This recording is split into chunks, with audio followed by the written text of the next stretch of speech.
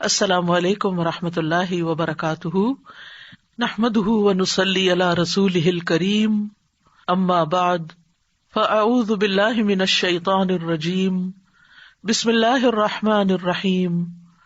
رب اشرح لی صدری ویسر لی امری واحلل عقدۃ من لسانی یفقہوا قولی۔ آیت الہلال، آیت الکرسی جو ہے یہ قرآن پاک کی سب سے عظیم آیت ہے۔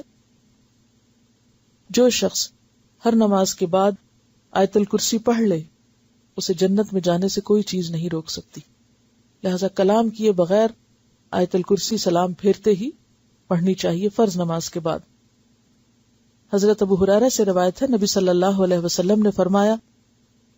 ہر چیز کا کوہان اور بلندی ہے،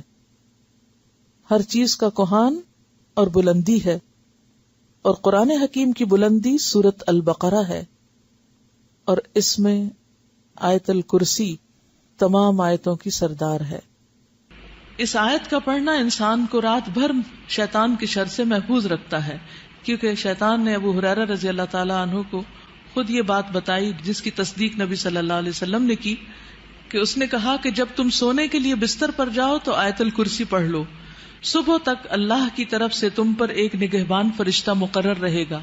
اور صبح تک تمہارے پاس شیطان پھٹکنے نہ پائے گا۔ اور نبی صلی اللہ علیہ وسلم نے فرمایا کہ اگرچہ وہ جھوٹا ہے مگر اس نے سچ کہا، یعنی بات سچی ہے لیکن وہ جھوٹا ہے، وہ شیطان تھا۔ ابی ابن کعب سے مروی ہے کہ نبی صلی اللہ علیہ وسلم نے ایک مرتبہ ان سے پوچھا کہ اللہ کی کتاب میں سب سے عظیم آیت کون سی ہے؟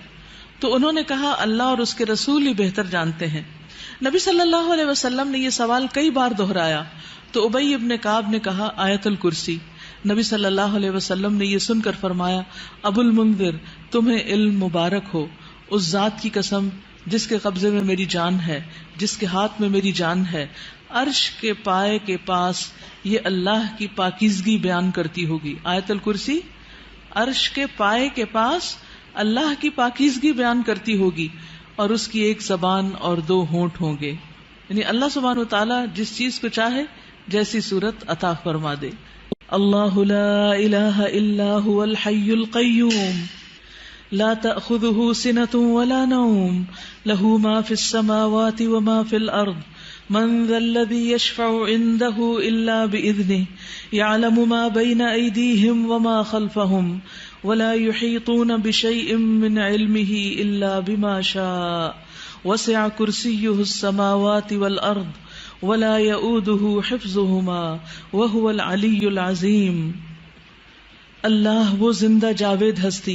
جو تمام کائنات کو سنبھالے ہوئے ہے، اس کے سوا کوئی الہ نہیں، وہ زندہ ہے، قائم رکھنے والا ہے،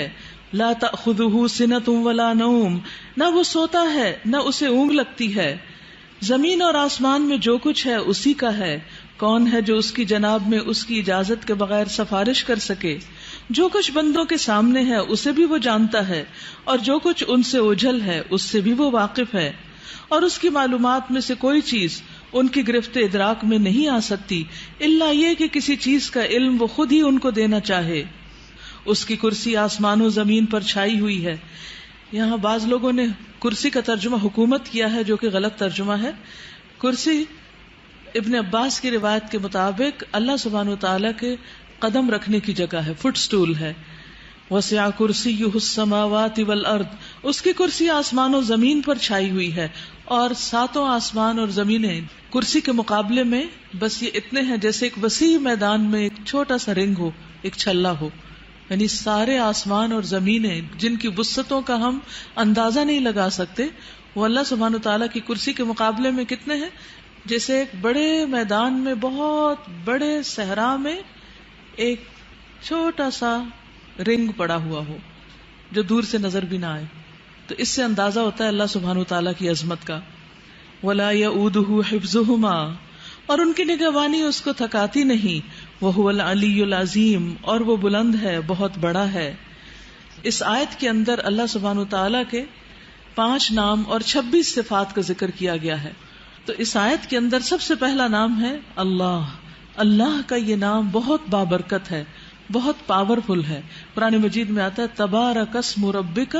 ذو الجلال والاکرام، بہت بابرکت ہے تیرے رب کا نام جو جلال اور اکرام والا ہے۔ حقیقت یہ ہے کہ انسان کو ہر موقع پر اللہ کو یاد کرنا چاہیے اور اس نام کے ساتھ پکارنا چاہیے۔ رسول اللہ صلی اللہ علیہ وسلم نے فرمایا، جب تم رات کو کتے کے بھونکنے یا گدھے کے ہینگنے کی آواز سنو تو اللہ کی پناہ طلب کیا کرو، کیونکہ جو کچھ وہ دیکھتے ہیں تم نہیں دیکھتے، اور جب پاؤں سکون کر جائے تو باہر کم نکلا کرو، کیونکہ اللہ تعالیٰ رات کے وقت اپنی مخلوقات کو جیسے چاہتا ہے منتشر کرتا ہے، اور اللہ کا نام لے کر دروازے بند کیا کرو، کیونکہ شیطان وہ دروازہ نہیں کھول سکتا جسے اللہ کا نام لے کر بند کیا گیا ہو۔ مثلاً کہیں آپ نے اپنے کوئی قیمتی چیزیں رکھی ہوں اور رات کو گھر کا دروازہ بند کرتے وقت یا کوئی بھی چیز جس کو آپ محفوظ کرنا چاہیں سب انسانوں سے یا سب جنات سے، تو اس پر آپ اللہ کا نام پڑھیں، اور فرمایا بسم اللہ پڑھ کر مشکیزوں کا منہ بند کر دیا کرو، یعنی اپنے برتن ڈھانک دیا کرو، مٹکے ڈھانک دیا کرو، برتنوں کو اوندھا کر دیا کرو۔ اور اسی طرح جنوں کی آنکھوں اور انسانوں کی شرمگاہوں کا پردہ یہ ہے کہ جب بھی کوئی کپڑے اتارے تو بسم اللہ پڑھ لے، یعنی کپڑے اتارنے سے پہلے اگر آپ بسم اللہ پڑھ لیں گے تو آپ ایک طرح سے محفوظ ہو جائیں گے، شیطان آپ کو دیکھ نہیں سکے گا۔ لیکن جو شخص اللہ کا نام نہیں لیتا وہ حقیقت میں شیطان کا ساتھی ہے۔ ابن عباس کہتے ہیں رسول اللہ صلی اللہ علیہ وسلم نے فرمایا کہ ابلیس نے کہا، اے میرے رب، تو نے اپنی ساری مخلوق کا رزق واضح کر دیا ہے، تو میرا رزق کہاں ہے؟ فرمایا ہر وہ چیز جس پر میرا نام نہ لیا جائے وہ تیرا رزق ہے۔ تو کچھ بھی اگر ہم کھاتے ہیں جس پر ہم اللہ کا نام نہیں لیتے، اس وقت اللہ کو یاد نہیں کرتے، تو وہ ایک طرح سے ہمیں نہیں ابلیس کو فائدہ دیتا ہے۔ پھر اس کے بعد لا الہ الا ہو، الہ کا ذکر کیا گیا، اور لا الہ الا ہو جو ہے، لا الہ الا اللہ افضل ترین ذکر ہے، یعنی آسمان و زمین اور ان کے درمیان کی ساری چیزوں کو ترازو کے ایک پلڑے میں رکھ دیا جائے۔ آپ کی یہ بلڈنگز، پورا شہر، پورے پہاڑ، جو یہ مرگلا کی پہاڑیاں، یہ ساری، اور دنیا میں جتنے پہاڑی سلسلے ہیں اور جتنے سمندر ہیں اور جو کچھ ہے، اور پھر آسمان پر جو ستارے ہیں، سیارے ہیں، وہ سب کچھ، ان سب کو اٹھا کر اسکیل کے ایک پلڑے میں رکھ دیا جائے، یعنی ترازو کے، اور دوسرے میں لا الہ الا اللہ رکھ دیا جائے، تو کیا ہوگا؟ لا الہ الا اللہ کا پلڑا جھک جائے گا۔ تو اس سے آپ اندازہ لگا سکتے ہیں کہ لا الہ الا اللہ پڑھنا کتنا وزن رکھتا ہے۔ لا الہ الا اللہ پڑھنے سے ہی تو ایک انسان جہنم سے بچ سکتا ہے اور جنت میں جانے کا مستحق ہو سکتا ہے۔ ایک شخص جس کے پاس بہت بڑے بڑے کام ہیں، دنیا میں بہت کچھ اس نے کیا، لوگوں کو فائدہ پہنچایا، دوسروں کے لیے خیر اور بھلائی کے کام کیے، لیکن اس کے ساتھ ساتھ اس نے کیا کیا؟ شرک کیا، تو اس کے وہ سارے عمل برباد۔ اس کے برعکس ایک شخص نے لا الہ الا اللہ پڑھا لیکن اس کو کوئی بڑے کام کرنے کا موقع نہیں ملا، تو اس کلمے کی برکت سے وہ قیامت کے دن جہنم کی آگ سے محفوظ ہو جائے گا، اور اگر کسی وجہ سے وہ چلا بھی گیا دوزخ میں تو اسی کلمے کی برکت سے وہ اس سے باہر بھی آ جائے گا۔ لیکن جس نے یہ کلمہ نہیں پڑھا وہ ہمیشہ ہمیشہ کے لیے جہنم کی آگ کی نظر ہو جائے گا۔ پھر اسی طرح اللہ سبحانہ وتعالیٰ کی صفات الحی القیوم کا ذکر ہے، یہ بھی بہت زبردست صفات ہیں، اور ان میں اللہ سبحانہ وتعالیٰ کا اسم اعظم ہے جس کو پڑھنے سے دعائیں قبول ہوتی ہیں۔ اسی لیے ہم دیکھتے ہیں کہ بدر کے موقع پر جب حالات بہت تنگ تھے تو نبی صلی اللہ علیہ وسلم نے کن اسماء کو پکار کر دعا کی تھی؟ یا حی یا قیوم برحمتک استغیث۔ حضرت انس کہتے ہیں میں نبی صلی اللہ علیہ وسلم کے ساتھ تھا کہ ایک آدمی نے دعا کی اور کہا، یا بدیع السماوات یا حی یا قیوم انی اسألک، اے آسمان کو عدم سے وجود میں لانے والے، اے زندہ، اے قائم رہنے والے، میں تجھ سے سوال کرتا ہوں، یعنی میں تجھ سے مانگتا ہوں اپنی ضرورت کی چیز۔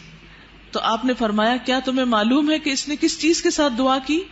قسم اس کی جس کے ہاتھ میں میری جان ہے، اس نے اللہ کو اس نام کے ساتھ پکارا ہے کہ جب اس نام کے ساتھ اللہ کو پکارا جاتا ہے تو وہ دعا قبول کرتا